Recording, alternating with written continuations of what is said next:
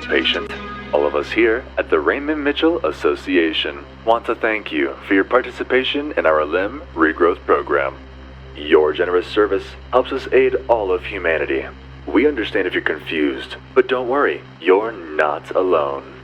There is another patient to keep you company in our facility, and they're very eager to meet you. All we ask is that you play a game of chance with your new friend to determine the effectiveness of our procedure. There is a small penalty for losing, but luckily for you, the very nature of this program means you won't suffer any permanent damage. In the following room, you will see a game board representing the maze in our facility, with the human statuette representing you. Your goal is to navigate through this maze and find a way out. But be careful, some tiles, represented by various colors, will initiate certain events, and you might not find all of them to be pleasant. A small cabinet has been provided for you to store all of the useful items you come across. Hover over items to see their descriptions, and left-click to move them on and off the provided medical tray to equip them.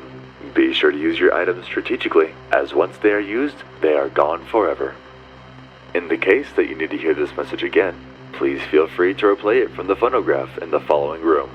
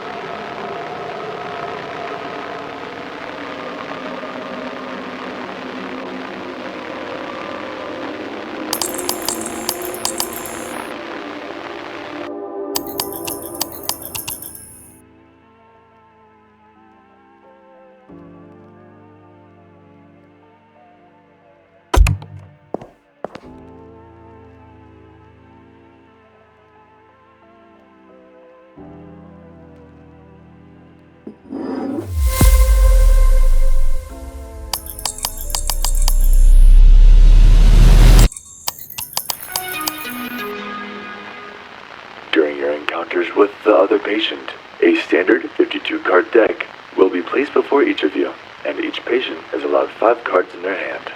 Luckily for you, since you're the challenger, you'll always start first. All revealed cards will be moved to the discard pile off to the side. You will only be able to redraw once you've used all the cards in your hand. Of course, and your deck won't be shuffled until all cards have been sent to the discard pile. In each deck, there are 31 safe cards, 16 death cards, and 8 joker cards. Drawing a safe card allows you to pass your turn with no consequences. But if you draw a death card, you will unfortunately have to relieve yourself of one of your fingers. Additionally, for your convenience, there will be a monitor keeping track of the amount of death cards currently on the table. If 3 jokers are drawn, an execution will begin. Whoever draws the 3rd joker has the option to choose either themselves or their opponent to have their current hand scanned. If you choose yourself, your hand will be scanned for death cards. If you have any death cards, they will be removed from your hand. If you do not possess any death cards, when you perform this action, one of your fingers will be singularly removed. The same is true for your opponent. Should you win the game, you will be returned to the game board. Should you lose all your fingers within an encounter, you will permanently lose 2 fingers and return to the board. This procedure is still a work in progress after all. Regrettably, if you permanently lose all your fingers, you will no longer have the opportunity to be a part of this wonderful project, and you will be retired. Any fingers you collect from your opponents can be kept and traded for items in the item shop, the location of which is noted in blue on the game board. You can see your collection of fingers in a jar located in the game board room cabinet. In case you need to hear this message again, please feel free to replay it from the phonograph located in the game board room.